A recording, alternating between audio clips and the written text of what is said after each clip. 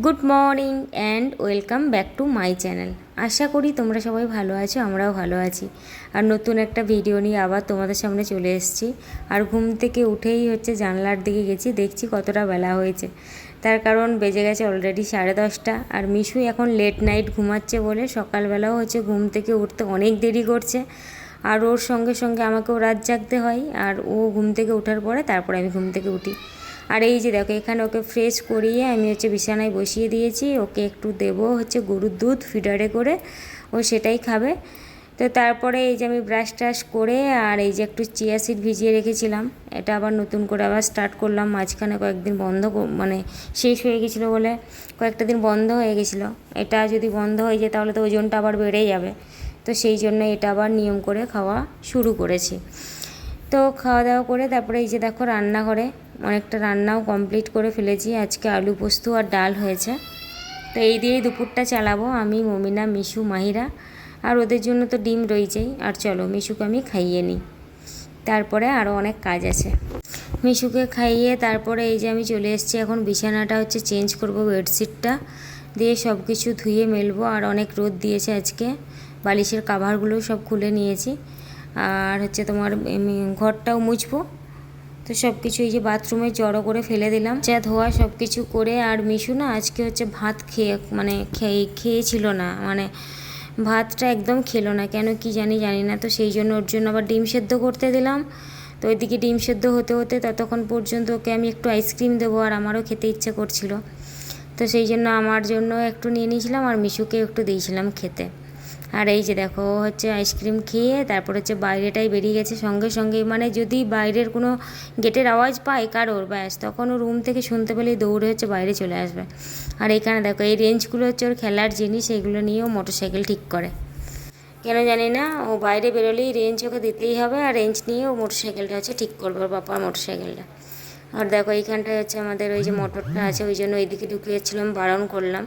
তো দেখো রুমে নিয়ে আসার পরে তারপরে কেক খেতে চাইলো। তো কেকের বক্সটা আমি বের করেছি, ও প্রত্যেকটা কেক সবগুলো খুলে আর কেমন করে চারদিকে ছড়িয়ে ছিটিয়ে ফেলছে। দেখো কি একটা অবস্থা। আর ওর বুনু একটা নিয়ে একদম দিল দৌড় বাইরের দিকে। দুটো ছেলেই এমন হয়ে গেছে, দুজনেই খেতে চাইছে না। কেন খেতে চাইছে না, কী ব্যাপার কী জানি না। ডাক্তারও দেখানো হয়েছে, ওদের মেডিসিনও চলছে, তারপরেও সেইভাবে খিদেটা খুলছে না। আর এই যে দেখো মিশু কালকে পড়েছিল, ওর পাটাই লেগেছে, সেটাই তোমাদেরকে দেখানোর চেষ্টা করছিলাম। বাট ওদের কিছুতেই দেখাতে দেবে না, না বলছে না দেখাবে না, এরকম কি বলো।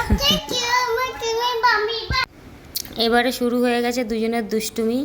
দুই ভাই বোন মিলে এখন দুষ্টুমি করবে।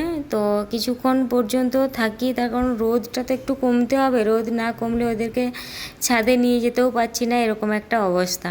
তো রোদটা একটু কমে গেলে তারপরে ওদেরকে নিয়ে সোজা চলে যাব ছাদে। আর দেখো, আর জুতো পর্যন্ত পরাতে দেয় না, ও এমন দৌড় লাগিয়েছে যে জুতোগুলো পর্যন্ত পরাতে দিচ্ছিল না, এরকম একটা অবস্থা। তোর বুনুকে আমি ভিডিও নিচ্ছিলাম বলে ও ভিডিওর সামনে চলে এসেছিলো। আর জামা কাপড়গুলো সব মেলা ছিল, সবগুলো তুলে গুছিয়ে ভাঙা ফ্রিজটার উপরে রেখে আর ওদের দিকে নজর দিয়ে থাকতে হচ্ছে। তার কারণ মিশু এই যে ক্লিপগুলো নিয়ে না ঠোঁটে চিপছে। ঠোঁটে যখনই এবারে জোর করে চিপা হয়ে যাচ্ছে, তখন এবারে চিৎকার করে আওয়াজ করছে, কান্নাকাটি শুরু করছে, এরকম একটা অবস্থা। আর দেখো এইখানে এই যে রডগুলো একটু একটু করে বেরিয়ে আছে, এইগুলোতে ওর পাপা টায়ারগুলো দিয়ে দিয়েছে। তার কারণ দুটো বাচ্চা এখানে ছাদে মাঝে মধ্যে উঠে খেলে, তো এইগুলো ভীষণ ভয় লাগে আর কি। ছোটো ছোটো রডগুলো ভয় লাগে, যেগুলো বড় করে দেওয়া আছে সেগুলোই কোনো ভয় নেই। বাট এই যে ছোটো রডগুলো যেগুলো দেওয়া আছে না, সেগুলোই ভয়ের ব্যাপার। আর দুদিন ধরে বৃষ্টি হচ্ছে না, এত গরম আর এত রোদ। এই যে দেখো এখন তোমার মোটামুটি 7টার মতো বাজে, তারপরও দেখো একদম মনে হচ্ছে এখনও যেন সূর্যটা অস্ত যায়নি। তো যাই হোক, এখনও পরিষ্কার পরিষ্কার আছে। আর এই যে দেখো একটু তোমাদের সামনে চলে এলাম, কি বলছিলাম কি জানি না।